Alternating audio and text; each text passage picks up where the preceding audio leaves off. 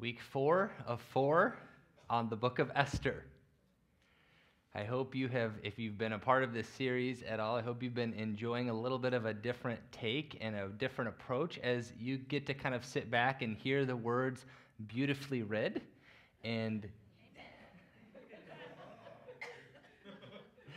And then just as I've been adding some commentary, maybe think a few different thoughts, ask a few different questions. I think it's so good to approach a story in Scripture and ask questions. Often that's what the writer or the speaker intended of the listeners, is not just to make a clear point so that everything was done, but to draw in for more questions. Jesus taught in that way as well. When he taught, he said, if you have ears, you can hear, but if not, you're not even going to ask. You're not going to engage. And he wanted to draw people in and share things that would stew on them for years.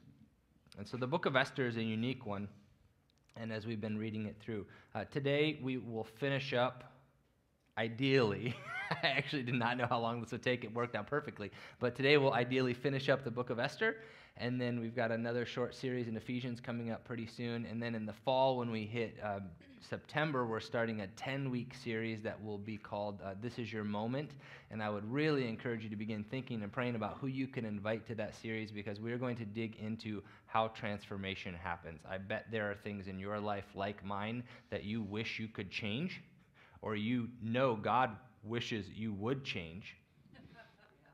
And you have tried to climb that mountain and fall right back down and feel like you're worse than every time you start to make those changes, whether they're healthy changes, whether they're spiritual changes, whether they're relational or internal dynamics.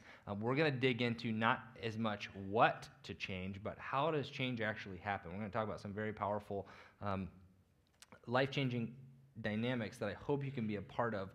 But today, let's jump back in.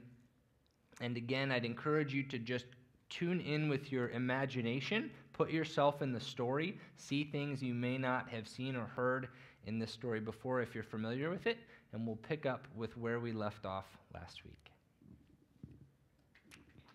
Continuing the story of Esther. So the king and Haman went to Queen Esther's banquet. On this second occasion, while they were drinking wine, the king again said to Esther, "Tell me what you want, Queen Esther. What is your request?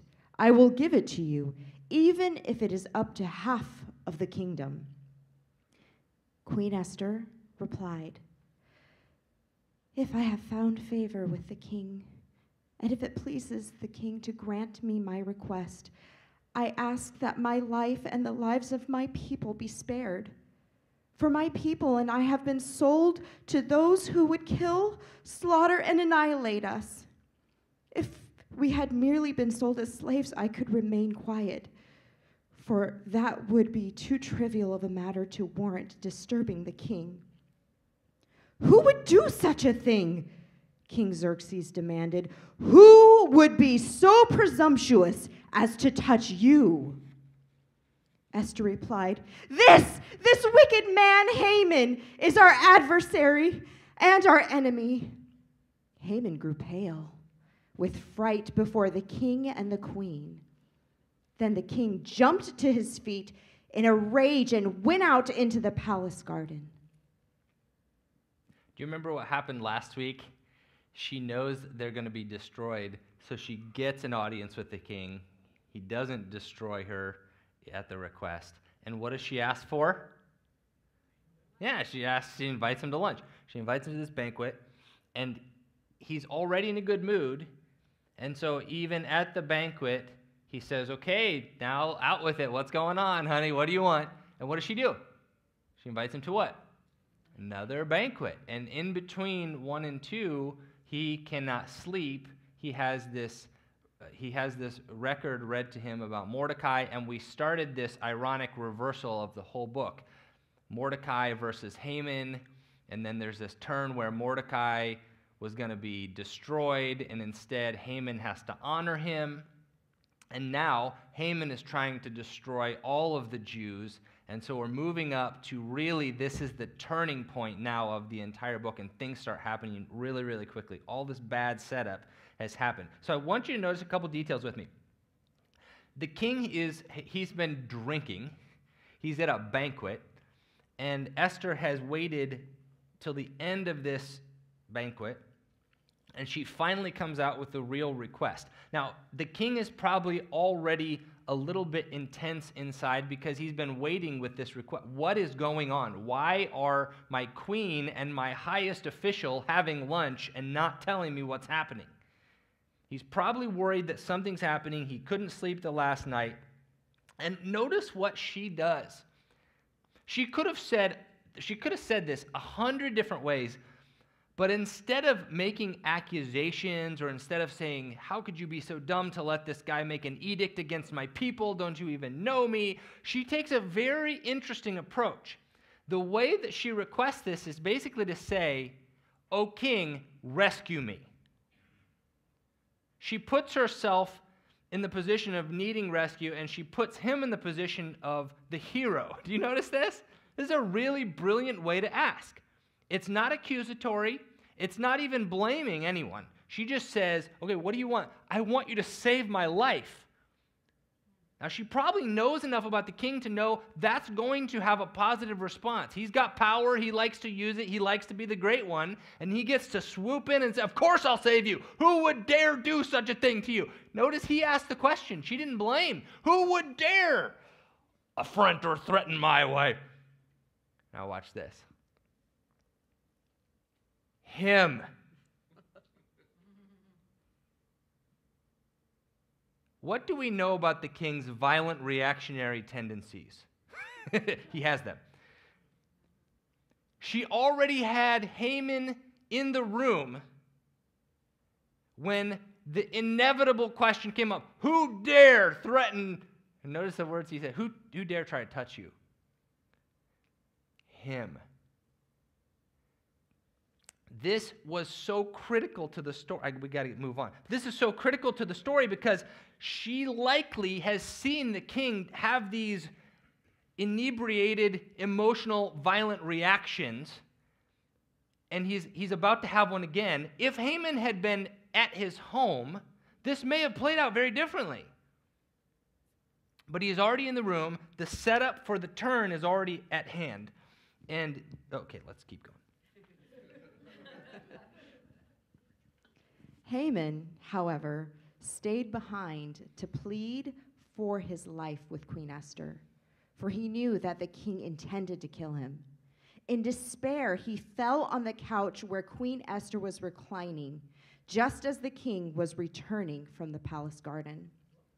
The king exclaimed, "Will he even assault the queen right here in the palace before my very eyes?"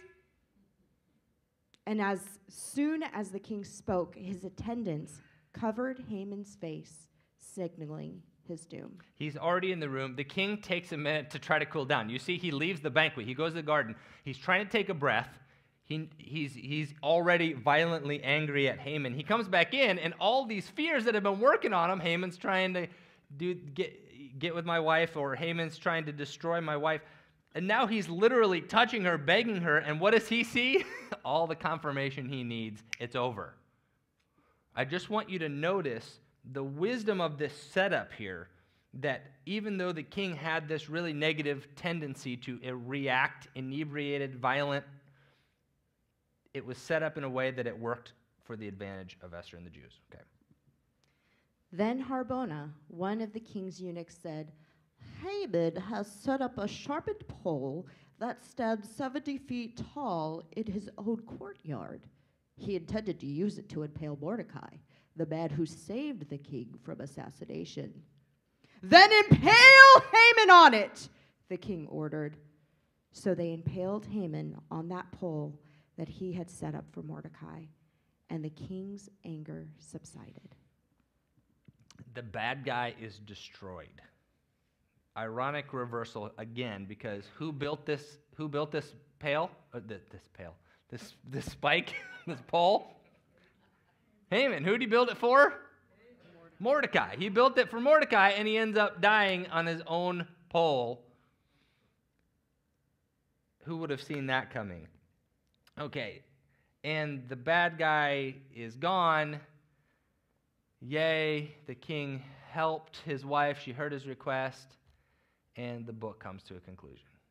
Except that there are still 3 more chapters. Why in the world are there 3 more chapters after we've hit this big turn? You would think if you're a reader skimming through this for the first time, ooh, all right, the king, like Esther's made a request. She's a Jew. The king has made Haman go. But if you pause and go, wait a minute, Haman is gone, but nothing else has changed. The Jews are no closer to being saved than they were before the banquet. 3 more chapters. Let's keep paralleling some ironic reversals here. Okay. Then Esther went again before the king, falling down at his feet and begging him with tears to stop the evil plot devised by Haman the Agagite against the Jews. Again, the king held out his gold scepter to Esther. So she rose and stood before him. Esther said, "If it pleases the king, and if I have found favor with him, and if he thinks it is right, and if I am pleasing to him, let there be a decree that reverses the orders of Haman, son of Hammedatha the Agagite, who ordered that Jews throughout all of the king's provinces should be destroyed.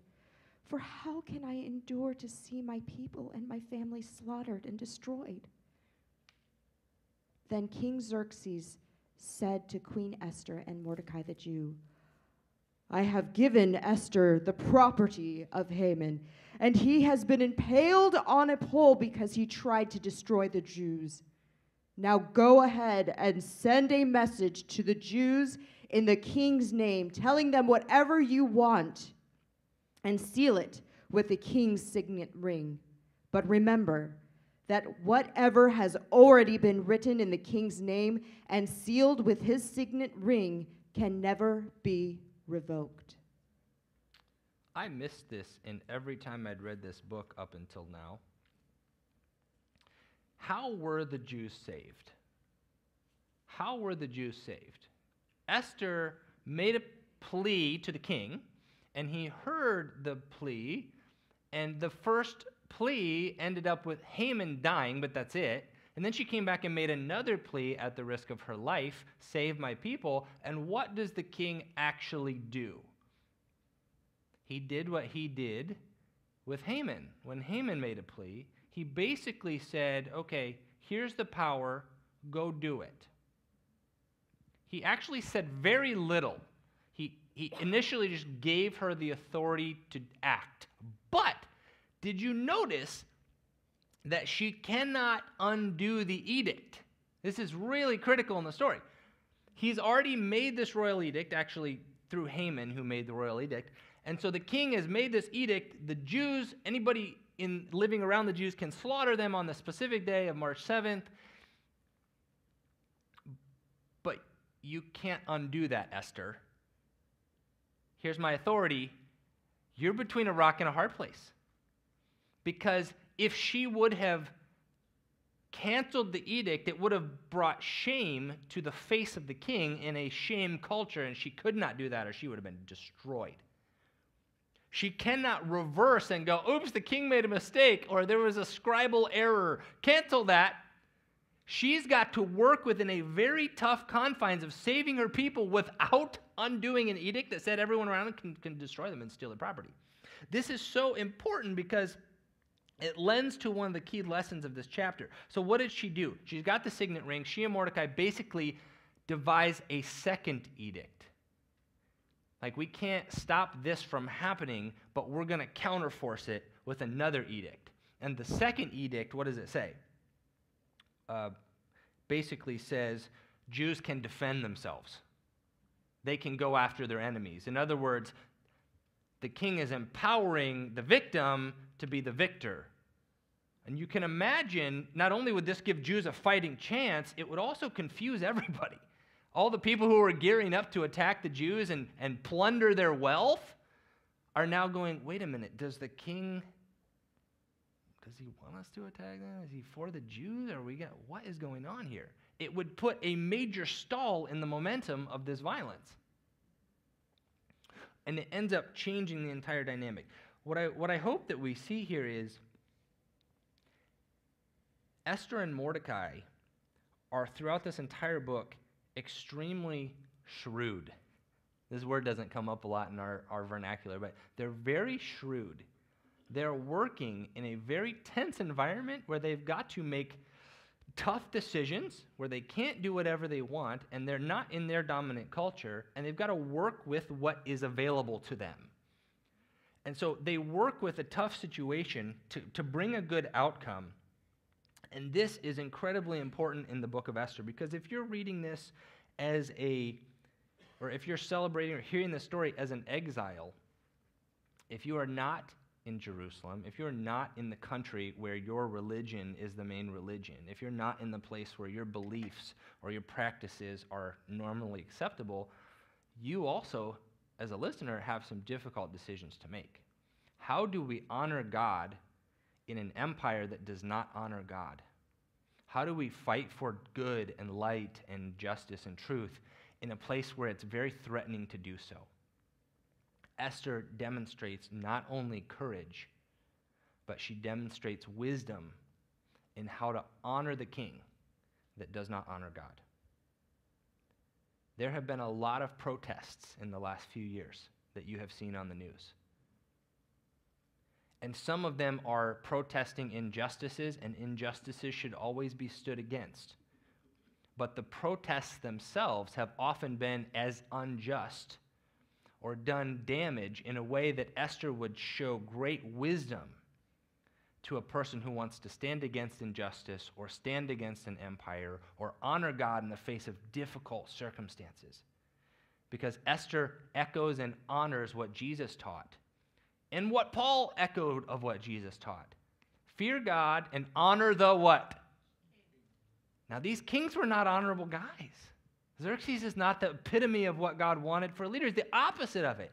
But the teaching to love enemies, to honor the king, to respect the authority structures that God put in place, and to stand against injustice, Esther models both of these in a very difficult, intense balance. How can I stand up for what is good, shine the light of God, fight injustice, protect those who are vulnerable, and yet do it in a way that still honors the face of the king without betraying the character of my people and becoming like the enemy that I despise?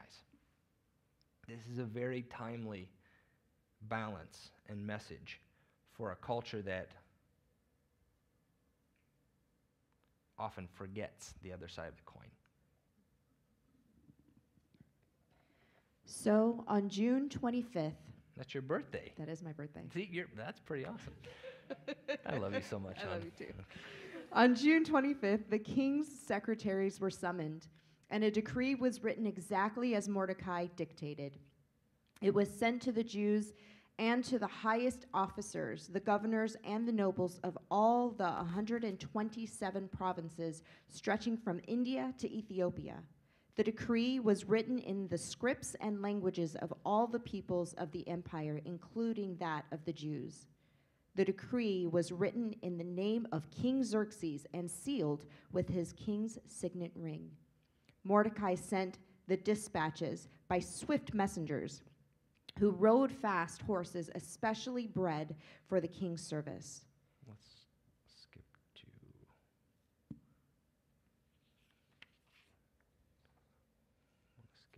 here. There, let's skip to All there. right. So on March 7th, the 2 decrees of the king were put into effect. On that day, the enemies of the Jews had hoped to overpower them. But quite the opposite happened. It was the Jews who overpowered their enemies. The Jews gathered in their cities throughout all the king's provinces to attack anyone who tried to harm them. But no one could make a stand against them, for everyone was afraid of them. And all the nobles of the provinces, the highest officers, the governors, and all the royal officials helped the Jews for fear of Mordecai. For Mordecai had been promoted in the king's palace, and his fame spread throughout all the provinces as he became more and more powerful. So the Jews went ahead on the appointed day and struck down their enemies with the sword. They killed and annihilated their enemies and did as they pleased with those who hated them.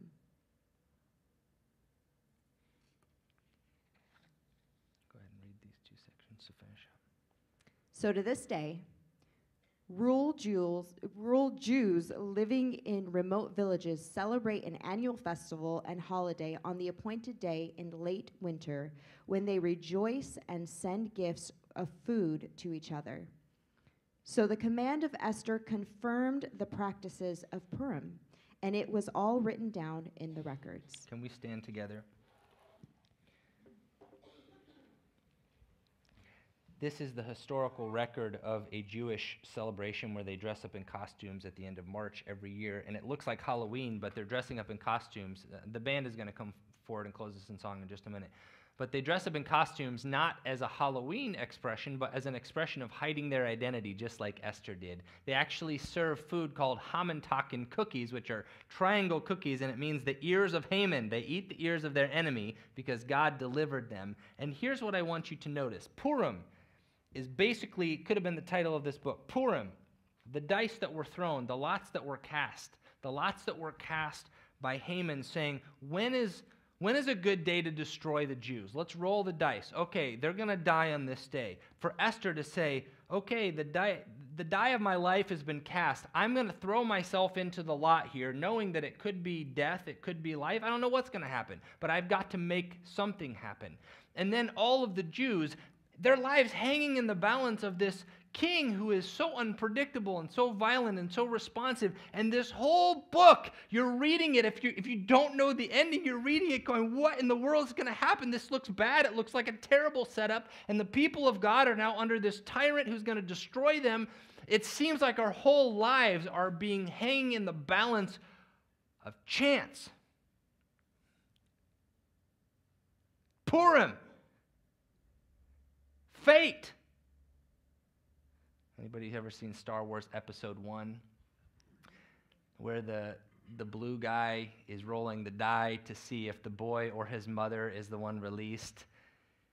I should have got the names right, but he rolls the dice and the Jedi just goes, and the die turned in his favor.